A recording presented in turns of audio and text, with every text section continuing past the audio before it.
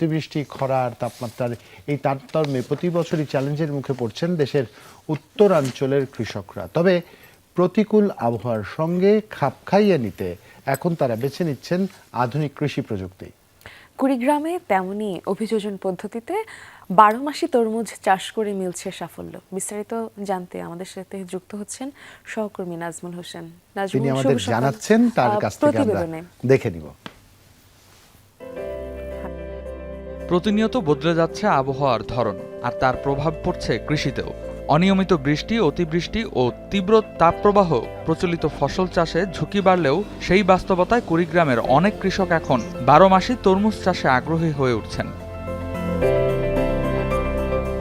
রাজারহাট উপজেলার ঝালখোলা গ্রামের কৃষক জামান মিয়া 25 শতক জমিতে পলিটানেল পদ্ধতিতে 12 মাসি তরমুজ চাষ করছেন। কৃষি প্রযুক্তির সহায়তায় তিনি গাছকে অতিবৃষ্টি, অতিরিক্ত তাপ, পোকামাকড়, রোগবালাই থেকে সুরক্ষা দিচ্ছেন। এতে উৎপাদন খরচ নিয়ন্ত্রণে থাকার পাশাপাশি ফলনও ভালো পাচ্ছেন তিনি। বৃষ্টি হচ্ছে, নগদ তাপমাত্রা হচ্ছে, এর জন্য আমরা পলি টাঙছি। এতে উৎপাদন ভালো হয়, খরচও কম পড়ে। আমাদের তাপমাত্রা বেশি, আমাদের ঝড়ি বৃষ্টি বেশি, এই কারণে অন্য আবাদ হয় না। তারপরে তরমুজটা মনে করো যে মালচিং দিয়ে আবাদ করলে অনেক সুবিধা হয়, তারপর খরচটাও কম। বছরে তিনবার থেকে চারবার আবাদ করা যায়। কৃষি বিভাগের তথ্য অনুযায়ী মার্চের মাঝামাঝি থেকে জুলাইয়ের প্রথম সপ্তাহ পর্যন্ত 12 মাসি জাতের তরমুজের চারা রোপণ করা যায়। সবজিতে আয় কম হয় তো ওই কারণে তরমুজ লাগাইছি। তরমুজ বছরে 3বার আবাদ করা যায়, আবাদ করার পরেও সবজি আবাদ করা যায়, বছরে 4বার আবাদ করা যাচ্ছে। মালচিং পদ্ধতিতে আমরা তরমুজ আবাদ করছি, কোনো রাসায়নিক বা কীটনাশক ব্যবহার করছি না। আমাদের এই অল্প খরচে খুব পুষ্টিকর তরমুজ আবাদ করছি, অন্যরাও খাচ্ছে এবং আমরাও খাচ্ছি। পলিটানেল, মালচিং ও জৈব সার ভিত্তিক প্রযুক্তি ব্যবহারের ফলে প্রতিকূল আবহাওয়াতেও ফসলের ক্ষতি তুলনামূলক কম হচ্ছে। কৃষকদের প্রত্যাশা, এ ধরনের আধুনিক চাষাবাদ কৃষিকে আরও টেকসই করবে। যাই হোক, খরচ গেছে মনে করো 25,000। এখন এই খরচ তোলার পরে মনে করো 20-25,000 লাভ হবে।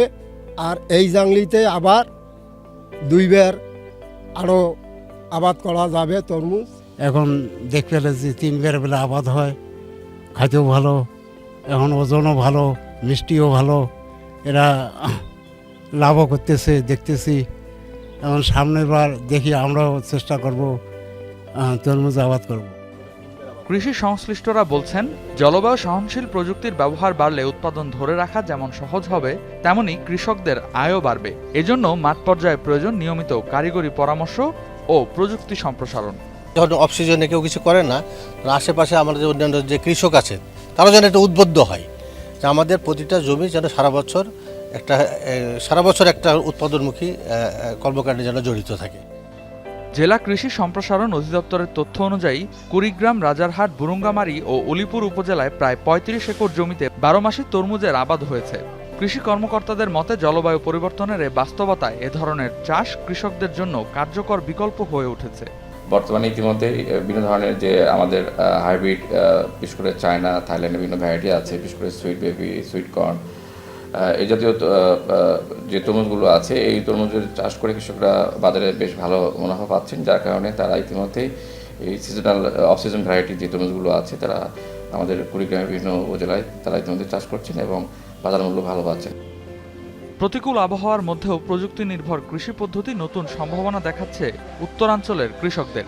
সংশ্লিষ্টদের আশা, সঠিক পরিচর্যা ও প্রয়োজনীয় পরামর্শ নিশ্চিত করা গেলে 12 মাসি তরমুজ চাষ কৃষকদের আয় বাড়ানোর পাশাপাশি জলবায়ু পরিবর্তনের চ্যালেঞ্জ মোকাবেলায়ও কার্যকর ভূমিকা রাখবে।